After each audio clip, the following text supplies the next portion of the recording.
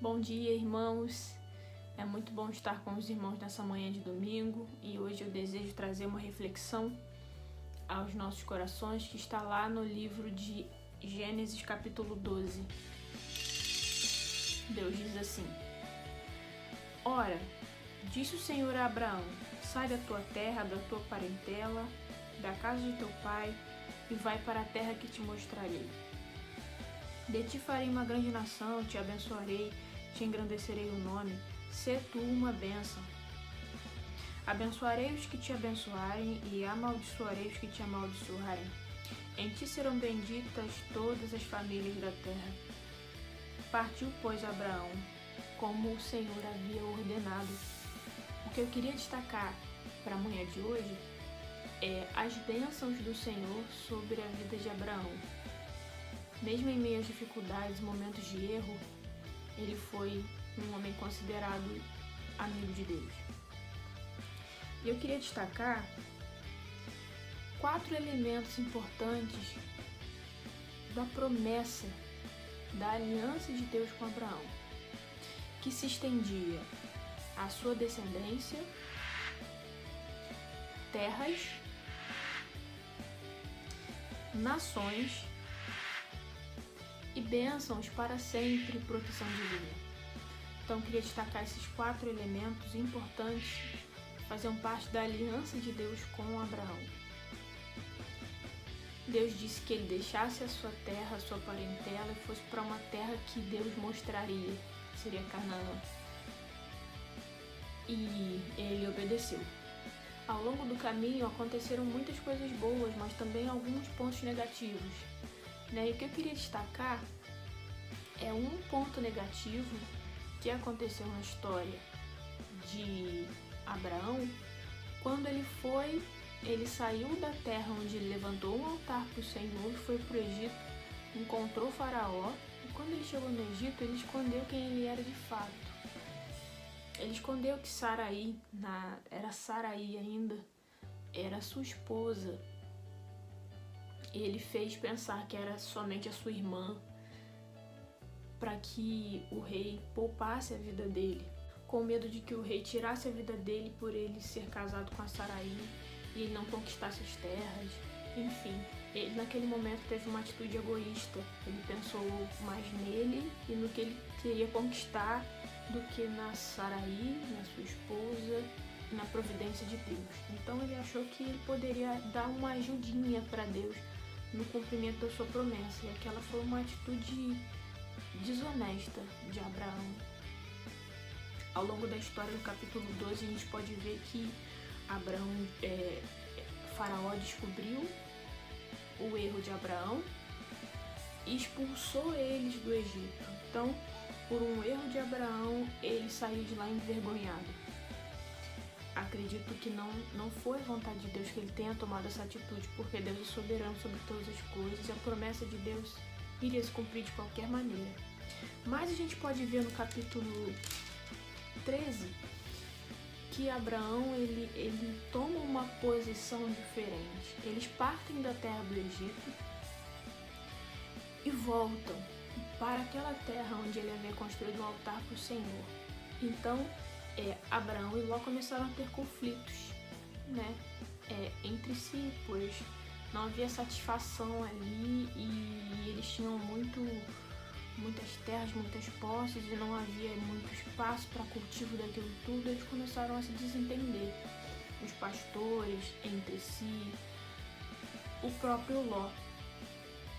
Então Abraão propôs que Ló escolhesse, deu a oportunidade de Ló escolher as terras que ele queria para que ele partisse. Então ali ele mostra uma atitude diferente. Ali ele mostra que ele não pensou nele naquele momento. A atitude de Abraão ali estava sendo diferente daquele Abraão lá do Egito. Eu falo Abraão, irmãos, mas nesse texto ele ainda não tinha o nome de Abraão, era Abrão. Mas ali no capítulo 13 ele demonstrou uma atitude totalmente diferente da que ele teve antes de sair do Egito. Envergonhado por não ter sido verdadeiro. Lá no capítulo 13, versículo 8 diz: Disse Abraão a Ló: não haja contenda entre mim e ti, entre os meus pastores e os teus pastores, porque somos parentes chegados. Então Ló escolheu para si toda a campina do Jordão e partiu para o Oriente. Separaram-se um do outro. Por mais que Ló tivesse feito uma escolha excelente, de boas terras, a escolha egoísta de Ló levou ele à sua ruína. Naquele momento ali ele pensou nele, egoístamente ele escolheu as melhores terras e Abraão ficou com o que sobrou. Mas aquela escolha egoísta de Ló levou ele à sua ruína, porque ele partiu para uma cidade que posteriormente Deus iria destruir, Sodoma, uma cidade onde já haviam homens maus, uma cidade onde as pessoas eram perversas e pecavam contra Deus. E mais na frente Deus destruiria essa cidade. Ló foi para lá. E depois da partida de Ló, Deus reafirma sua aliança com Abraão. Lá no versículo 14 do capítulo 13, o Senhor promete a Abraão a terra de Canaã.